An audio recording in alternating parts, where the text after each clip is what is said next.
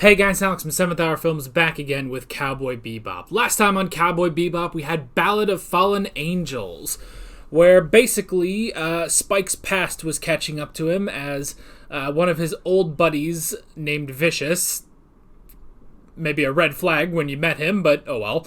But yeah, he killed their mentor in, I guess, the Mafia.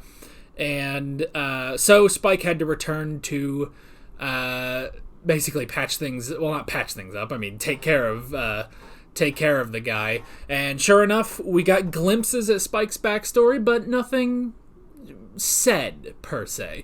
It was mainly just a lot of glimpses, which was very interesting.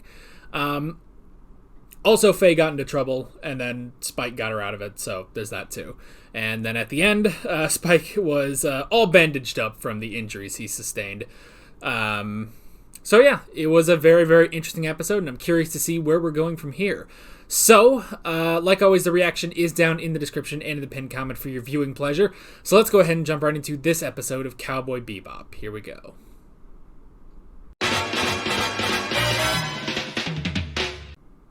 Well, that was an interesting one. Yeah. I will say, you know, because in the beginning we really went off on, you know, that it's a Western in space. I love how much the show sticks to that. Like, even just here, like, you know, like, in terms of, like, shootouts, I love the difference between this episode and last episode. Because last episode was this big, you know, sort of bombastic, you know, fight in the church and stuff, which I'm sure you could see in a number of Westerns, you know, or just a number of action movies. But this one was a lot more subdued, you know? It was a lot more quiet. It was just, he gets off his shots. He doesn't kill Spike. Maybe he was thinking, well, I'll toy with him. Doesn't matter what he shoots at me. I'll be fine, and then I'll kill him when I want.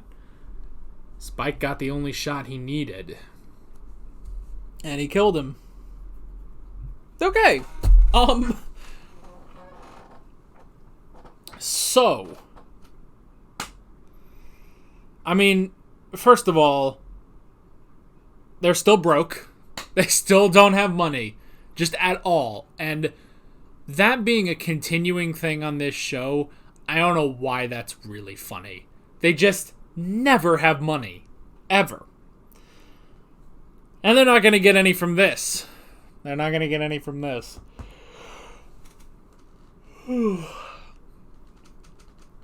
So, okay. This was an interesting one, definitely. So, it's always just kind of fun, too, that there's never a gigantic plot going on. There's always, like, it's crazy. It's a crazy plot that happens, but it's also just a plot that Spike and the gang just sort of stumble into.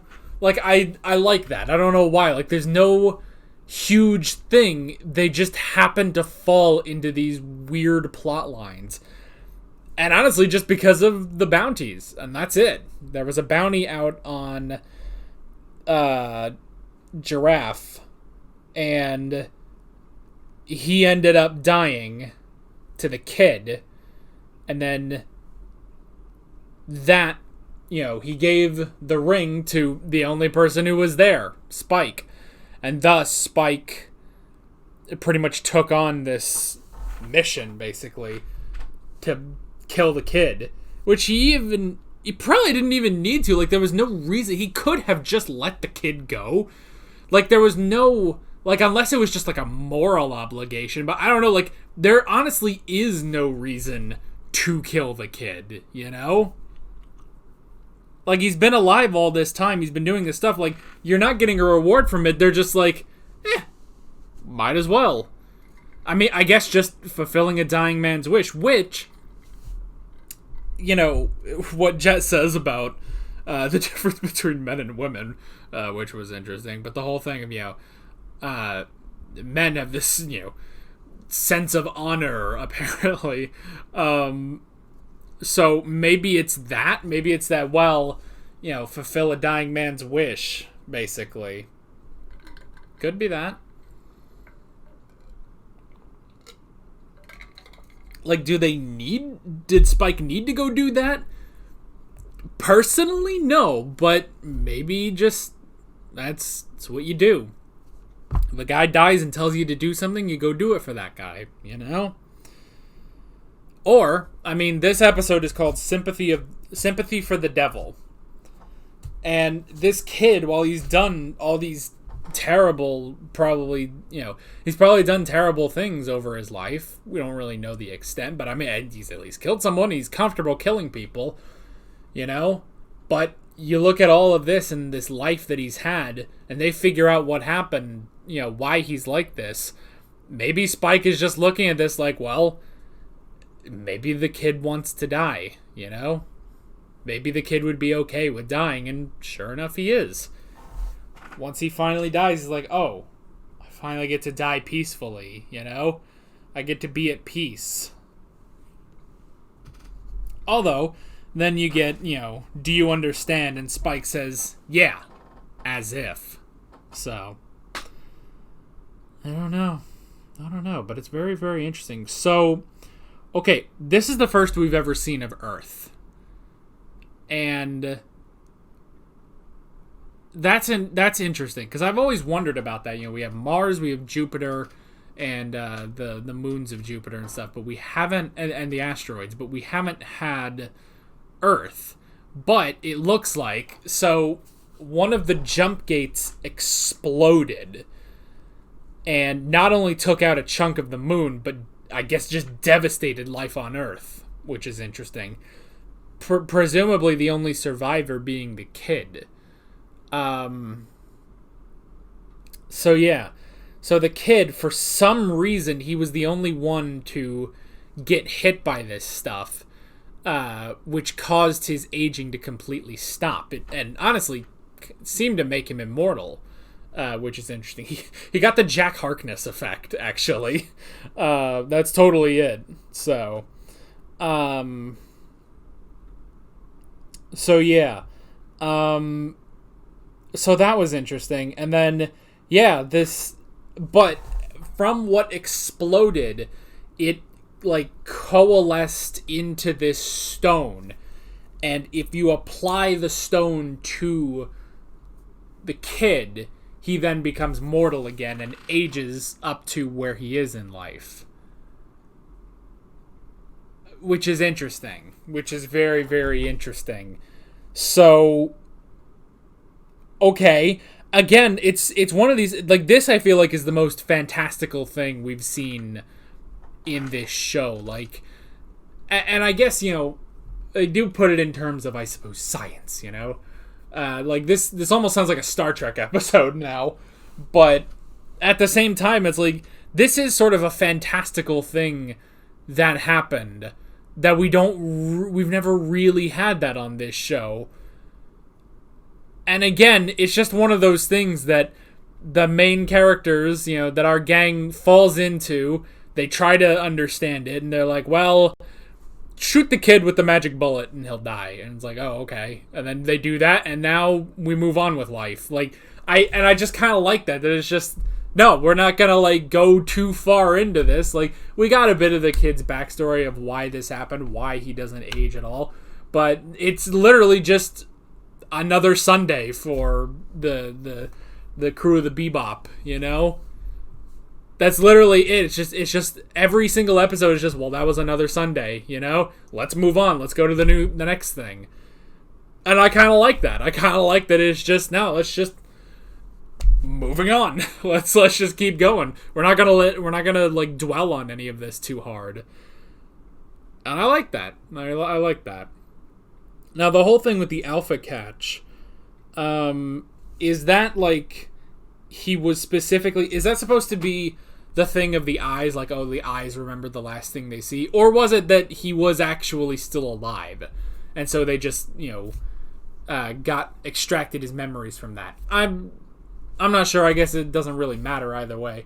But that was also really interesting. Yeah.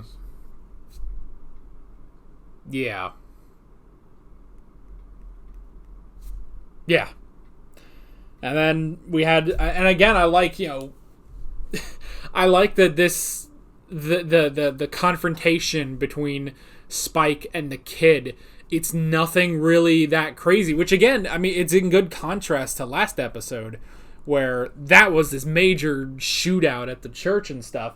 But this time is just, he does his shots, none of them intending to kill. He's thinking, well, I'll kill him when I want to. But Spike, it's like, all right, I got one shot, and he does it, and he kills him. And I like immediately, like, there's no real, like, struggle or anything with the kid. He ages, and then once he falls down, he's just like, oh, all right, I guess I'll go die now, So,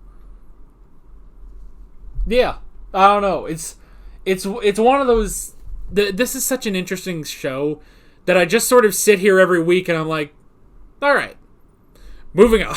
Like, I don't know. Like, I don't know if I need to be like going more in depth on these discussions and stuff. I do kind of think about that sometimes, but honestly, just like sitting here, I'm watching it like, well, that was really, really interesting. All right, we move on. But that's how the show is.